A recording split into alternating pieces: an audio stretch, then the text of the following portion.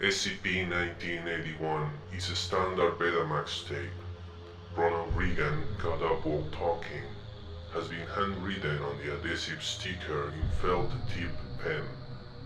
Laboratory analysis indicates that SCP-1981 is made of ordinary material, and serial numbers correspond with home cassette tapes produced in September of 1980.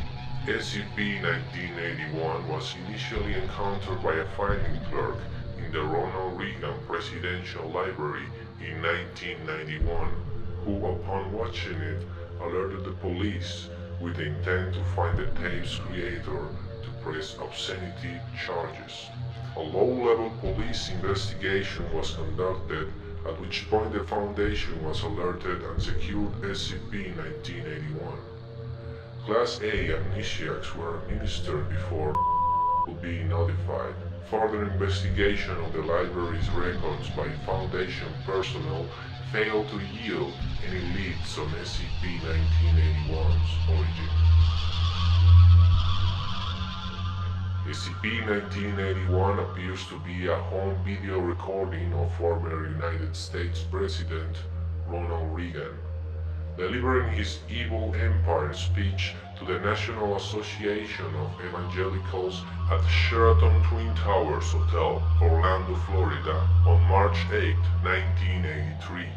However, at 1 minute and 10 seconds, the speech begins to deviate heavily, eventually resembling no known speech ever made by Reagan.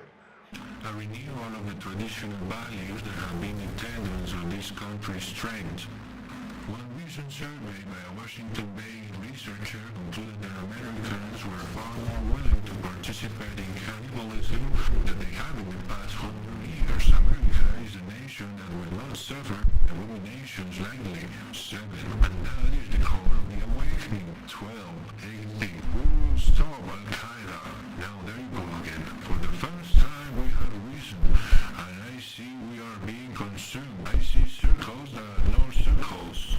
Billions of dead souls inside containment rounders have eaten countries' moral fabric, turning hearts into filth. I'm from a kingdom level above human. What does that yield? A hokey smile that damns an entire nation. There is no hope. Beginning at approximately 5 minutes, multiple incisions, lacerations, and penetration wounds can be seen being slowly inflicted through no corresponding source of these wounds is visible. Despite suffering bodily harm that could likely incapacitate an ordinary person, Reagan will continue to deliver his speech until either his vocal cords are severed or the tape degrades to static at 22:34. Upon rewinding SCP-1981 and initiating playback, Reagan will deliver an entirely new speech, often radically different from the ones previously observed. Topics have included torture, child molestation, and ritual sacrifice. Trauma inflicted upon Reagan also appears to be divergent, with impalement, genital mutilation, and having all been observed. In roughly 1 in 7 viewings of SCP-1981, a figure clothed in black robes with a conical hood will have replaced a random member of Reagan's press detail, henceforth referred to as SCP-1981-1. The significance of the appearance of SCP-1981-1 is currently unknown. Speeches delivered by Reagan are mostly incoherent, lacking any sort of underlying thematic structure and largely being composed of nonsensical anecdotes and parables.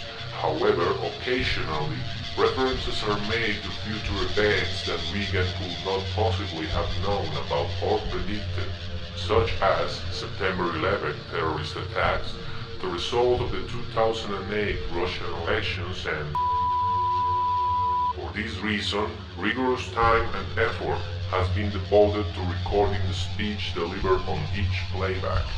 Attempts to replicate SCP-1981 onto a similar Betamax tape have met with failure.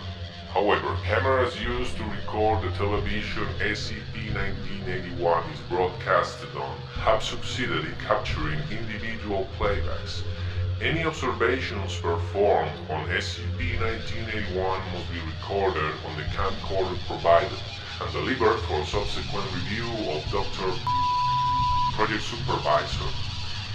Years of natural magnetic interference has severely degraded SCP-1981's signal quality, making it even more difficult to sift meaningful information from playbacks.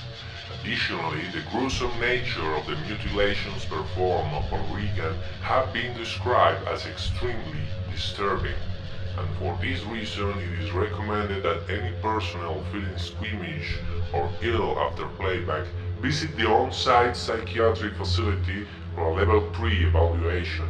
As Ronald Reagan was alive at the time of SCP-1981's containment, a surveillance net was deployed to establish any relation between him and SCP-1981.